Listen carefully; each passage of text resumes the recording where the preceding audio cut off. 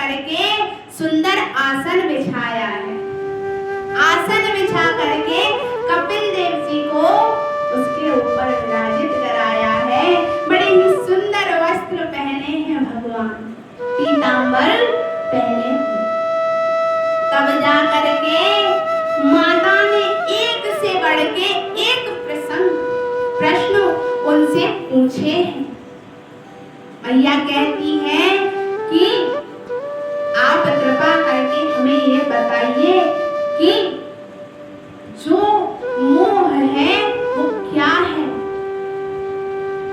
ये मन जो है वो नहीं अपने वश में है, और इन इंद्रियों का क्या करूं, ये इंद्रियां मुझे व्यसनों में फंसाती। मोह तो हम सभी जानते हैं कि इस संसार के बनकर रहना ही मोह माया। माता देवहूति को कपिल देव जी उनके दूसरे प्रश्न का उत्तर दे रहे। दूसरा प्रश्न क्या था मैया, क्या था? इस मन का क्या करूं, ये मन है जो संसार में रमता है। तब जाकर के कपिल देव जी ने कहा है कि ये मन जो है वो मुक्ति का भी साधन है, और ये जो मन है वो बंधन का भी कारण है। यदि हमारा मन इस संसार में लग गया तो वो बंधन में फंस गया, लेकिन यदि वही मन हमारा कृष्ण चरणों में लग जाए तो वही मन हमारा क्या हो जाएगा मैया, मुक्त हो जाएगा। माता देवहूति से कपिल देव जी कह रहे हैं कि मैया इंद्रियां जो हैं वो हमें वश में रखनी चाहिए, लेकिन यदि इंद्रियां वश में नहीं हो रही तो क्या करें। अब ये हमारी जीवा बोलती है, जीभ क्या कहती है, हमें अच्छा भोजन चाहिए। आंखें क्या बोलती है, हमें अच्छा दृश्य चाहिए। कान क्या कहते हैं, हमें मधुर वाणी चाहिए। किसी को भी ये चाहिए कि कोई हमसे ऊंचे स्वर में बोले या फिर बुरी तरीके से बोले, सब चाहते हैं हमसे सब अच्छे से बोले, मीठा बोले, हमेशा अच्छा देखना चाहते हैं और अच्छा भोजन करना चाहते हैं। अब मैया कोई बच्चे क्या नहीं खाते, करेला नहीं खाते ना, क्यों? क्योंकि वो कड़वा होता है, मुंह का टेस्ट खराब हो जाएगा। इसीलिए ये इंद्रियां हैं, इनको वश में करो। आज कपिल देव जी माता देवहूति से कह रहे हैं यदि इंद्रियां वश में नहीं हो रही तो उनका रुख किस तरफ कर दो, भगवान की तरफ कर दो। अब मंदिर में जाओगे तो करेला तो खाने नहीं मिलेगा, प्रसाद मीठा खाने के लिए जरूर मिलेगा। इसीलिए मन जो है वो आसक्त बनाओ और इंद्रियों को वश में करने के लिए उनका रुख किसकी तरफ मोड़ दो, किसकी तरफ मोड़ दो, बोलो, भगवान की तरफ। आगे कपिल देव जी कह रहे हैं कि मैया इस जगत में कोई भी सुखी नहीं है। माता बोली नहीं, मातृगर्भ में तो जीव खुश रहता होगा, क्यों? ना तो वहां पर ठंड है, ना गर्मी है, ना मोह है, ना कोई बंधन। तब जा करके कपिल देव जी कहते हैं नहीं मैया, गर्भ में तो जीव को बड़ी ही परेशानी होती है। तब जा करके मैया कहती हैं मुझे इसके बारे में आप कृपा करके अच्छे से बताइए। तब जा करके कपिल देव जी कहते हैं कि गर्भवास समम दुखम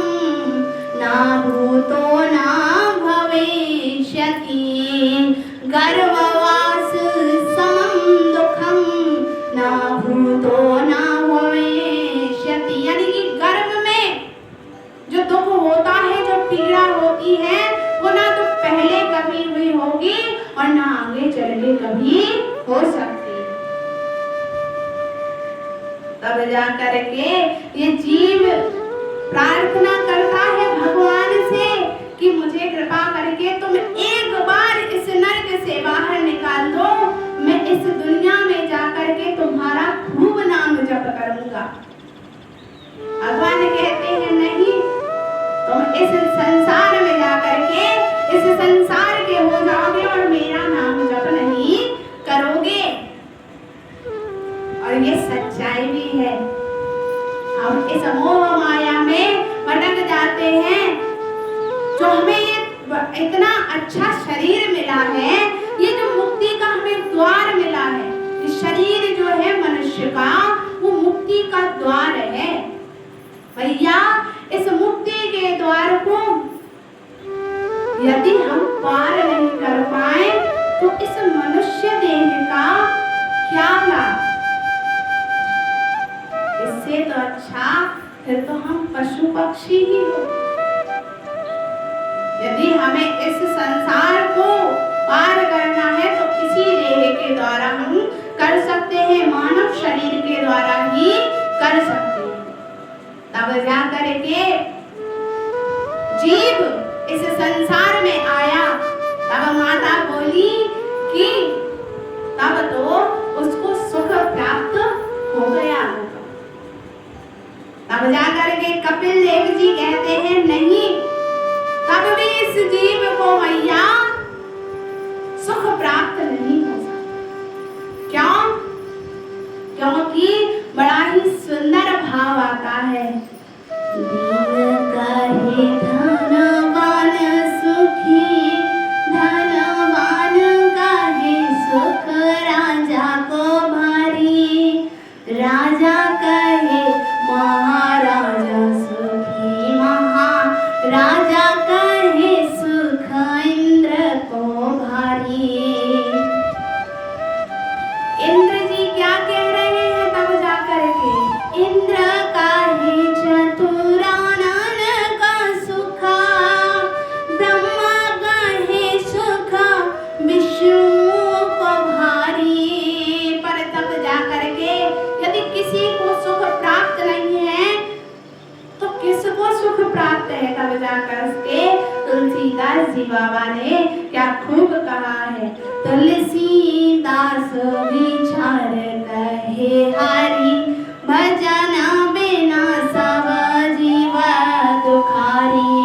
तुलसीदास विचार कहे हरि, भजन बिना सब जीव दुखारी। यानी कि आप भगवान का नाम नहीं जप पा रहे तो वो दुख है। यदि हमें सुख चाहिए, ऐसा कोई जीव है जिसको सुख नहीं चाहिए? तो यदि सुख चाहिए तो तुलसीदास जी बाबा ने कहा है कि भगवान का नाम जप कर।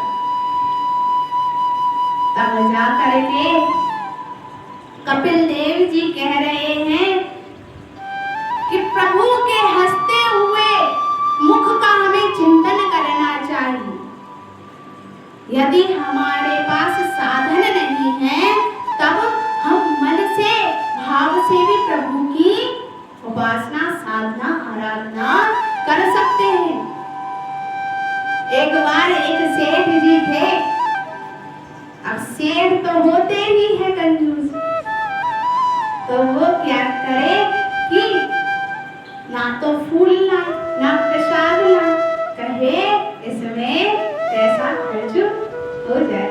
तब जाकर के एक संत महाराज के पास में वो गए हैं।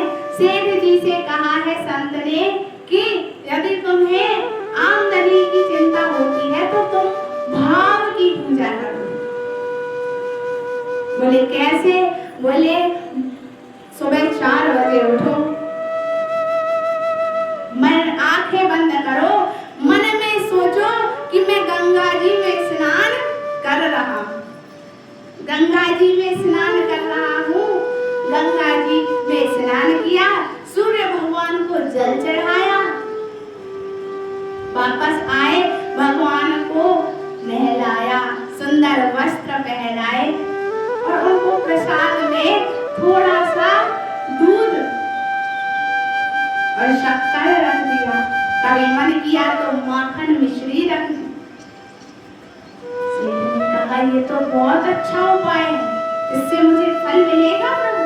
तब वो संत बोले कि हाँ, तुम्हें इससे और ज्यादा फल मिलेगा, क्योंकि तुम भाव की पूजा कर रहे हो। तब जाकर के सेठ ने ऐसी दिनचर्या बना ली। सुबह 4 बजे उठे, मन में सोचे गंगा जी में स्नान कर रहा हूँ, मन में सोचे सूर्य भगवान को जल चढ़ा रहा हूँ, मन में सोचे भगवान को स्नान कराकर सुंदर पीला पीतांबर पहना रहा हूँ, और दूध के साथ में थोड़ी सी शक्कर, कभी माखन के साथ में मिश्री। अब एक दिन सेठ जब प्रसाद निकाल रहा था तो दूध में थोड़ी सी शक्कर ज्यादा पड़ गई। अब सेठ तो आपको पता ही है कंजूस है, मन में कह रहा है इतनी शक्कर ये 2 दिन और चलती। कर क्या रहा है? भाव की पूजा कर रहा है। तब जा करके सेठ ने सोचा क्या जितनी निकले उतनी निकाल लूं। तब जा करके भगवान वहीं से बोले, अरे ये तो मानसिक पूजा है, कम से कम इसमें तो मुझे थोड़ा सा ज्यादा शक्कर दे दो। तब जा करके सेठ बोले, अरे अगर पता होता कि थोड़ी सी शक्कर डालने से आप इतने प्रसन्न हो करके हमें दर्शन दोगे तो हम पहले ही ये कार्य ना कर लेते। इसीलिए भगवान जो है वो कैसे हैं? भाव के भूखे हैं। मानसिक पूजा भी हमें करनी चाहिए। जप तप है वो क्या है? वो मानसिक पूजा ही तो है। अब जीव को जो है वो सदैव ही किस प्रकार भगवान का पूजन अर्चन वंदन और नाम जप करते रहना चाहिए। आगे कपिल देव जी माता को क्या बता रहे हैं? भक्ति के बारे में बता रहे हैं कि भक्ति कितने प्रकार की होती है। श्री तुलसीदास जी बाबा ने बड़ी ही सुंदर चौपाइयां लिखी हैं। कौन कौन सी? कि नवदा भक्ति, नवदा भक्ति के बारे में आज कपिल देव जी ने मैया को बताया है। प्रथम भगति संतान घर संगा, प्रथम भगते संतान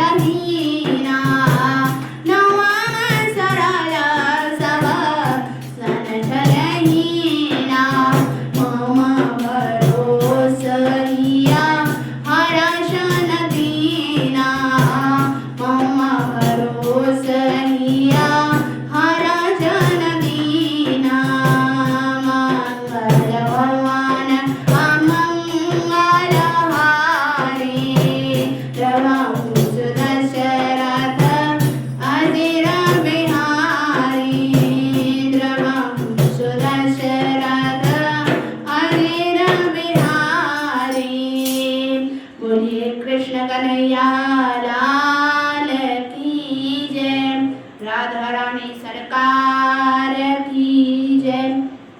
श्रीमद् भागवत महापुराण की जय। तब जाकर के भगवान कपिल देव जी ने माता को नवदा भक्ति के बारे में ज्ञान प्रदान किया है। प्रथम भगति संतन कर संगा, संतों का संग ही प्रथम भगति। दूसरी रति मम कथा प्रसंगा। अभी मैया हम कौन सी भक्ति कर रहे हैं? दूसरी भक्ति कर रहे हैं। भगवान के चरित्र को सुनना, भगवान की लीलाओं को सुनना, ये दूसरी भक्ति है। गुरुपद पंकज सेवा तीसरी भक्ति हमारा, गुरु की सेवा कर। चौथी भक्ति मम गुण गना करे कपट तजी गान। अब कर तो रहे क्या? कपट और राम राम राम राम जप रहे हैं। पहले नहीं कहते थे कि मुंह पे राम और बगल में छुरी। कपट नहीं करना। पंचम भजन सो वेद प्रकाशा। मंत्र जाप जो हम कर रहे हैं उस पे पूरा विश्वास होना चाहिए। छठ दम शील विरति बहु कर्मा और निरत निरंतर सज्जन धर्मा।